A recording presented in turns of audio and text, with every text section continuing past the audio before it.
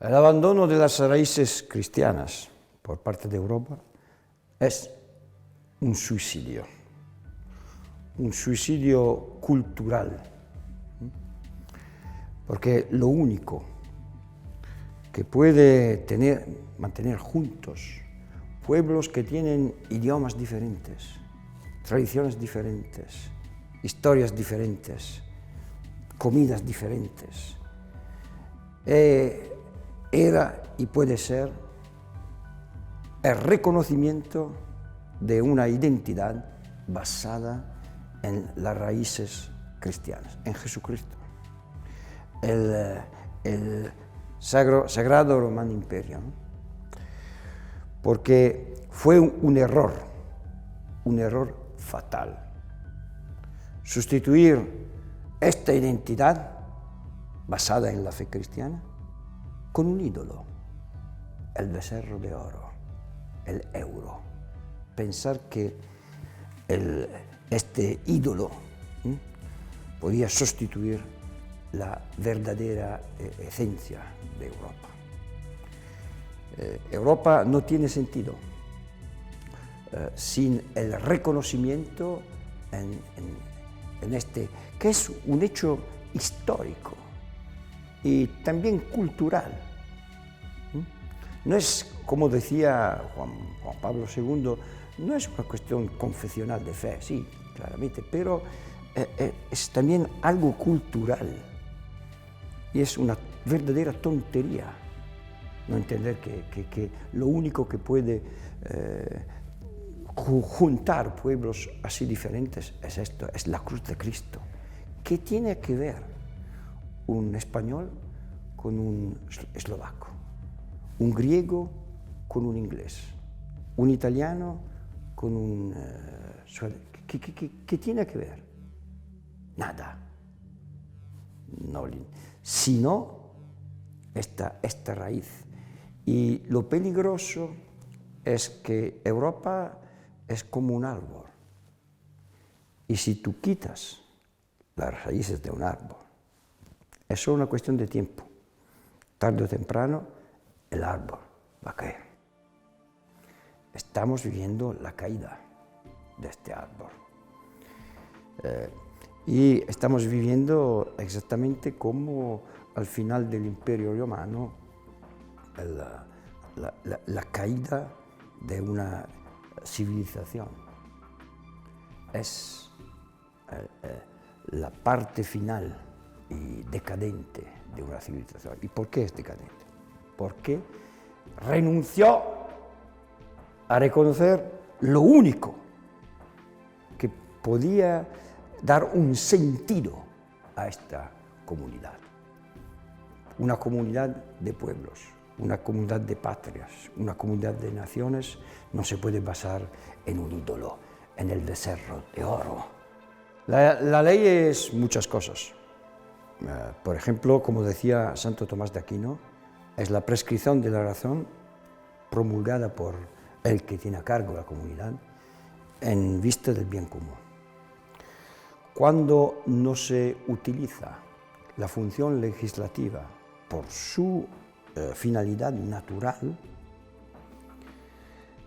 pero si se utiliza para introducir unas ideologías que son ajenas a la cultura del pueblo, se utiliza para cambiar y modificar la identidad de un pueblo, esto es muy peligroso, porque utilizar la función legislativa de esta manera es típico de los sistemas totalitarios. Solo en una dictadura se utiliza la ley de esta manera. Y es lo que está pasando. Las leyes sobre, por ejemplo, la homofobia, en tema de LGBT, de esta cultura deconstruccionista, postestructural, que es finalidad a destruir la identidad del hombre, ¿no? Se está imponiendo a través de la ley. Como decía un gran criminólogo inglés, el profesor Walker, que yo conocí en Londres, la ley siempre tiene una función pedagógica. En la opinión colectiva, lo que dice la ley es justo, simplemente porque lo establece la ley. Es la tragedia del derecho positivo. Pero ¿qué pasa? Que si se utiliza el derecho positivo, o sea, la idea que una cosa es justa solo porque lo establece la ley, se convierten en justas cosas que no son justas. El aborto, la eutanasia, la procreación artificial, el útero en alquiler, el así llamado matrimonio entre personas del mismo sexo, etcétera, etcétera. Esto es peligroso, porque no hay vuelta atrás. Por eso, como decía el profesor Walker, la ley aprobada en una generación se convierte en una obligación moral para las generaciones sucesivas. Y esto es lo peligroso, porque se está modificando a través de la fuerza impositiva que tiene la ley. Hay que obedecer. No es un proceso cultural, un debate, podemos ver. No es un proceso cultural, no es una evolución natural, ¿no? de una cultura. No, es una violencia. Y la violencia es imponer a través de la fuerza, de la cogenza, como dicen los juristas, de la ley. Algo que va a modificar la misma identidad de un pueblo. No solo de un individuo, ya esto es muy peligroso, ¿no? Sino de toda una comunidad, de toda una historia, una tradición. Esto es lo que está pasando y lo más peligroso que estamos viendo. Hay que recordar siempre que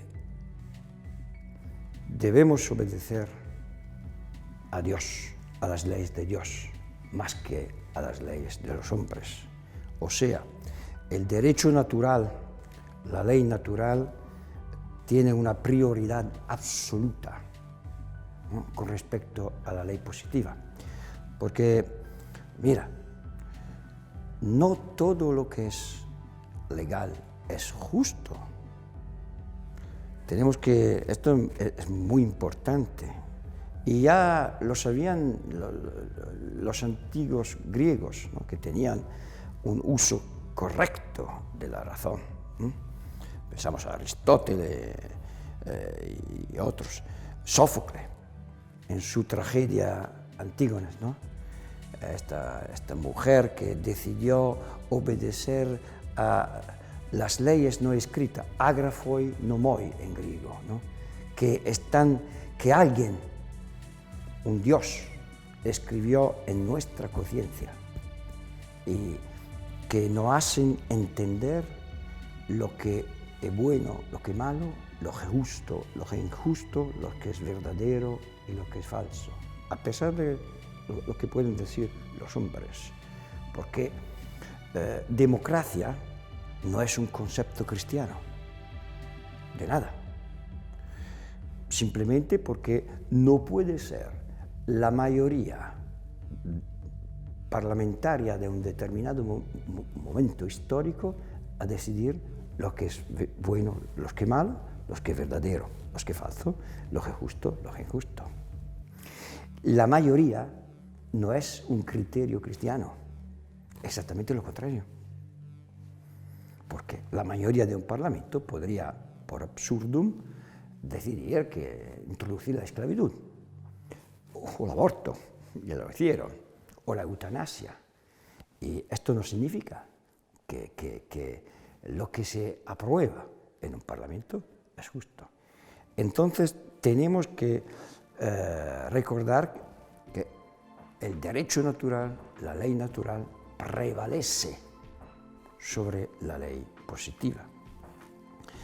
Y Por eso es muy importante el concepto de conciencia, la objeción de conciencia, que los cristianos tienen que ejercer y que lamentablemente a veces no ejercen.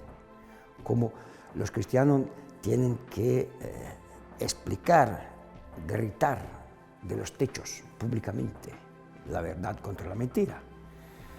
Y lo importante es el concepto de conciencia. Por la tradición cristiana, como decía Monseñor Luigi Giussani, el fundador del movimiento católico Comunión y Liberación, que fue mi maestro, la conciencia es el lugar donde la libertad del yo escucha la voz de otro con la O mayúscula, ni él ni el poder otro, Dios. Es el lugar donde brota la objetividad de una orden dada afuera de uno mismo, al cual obedecer.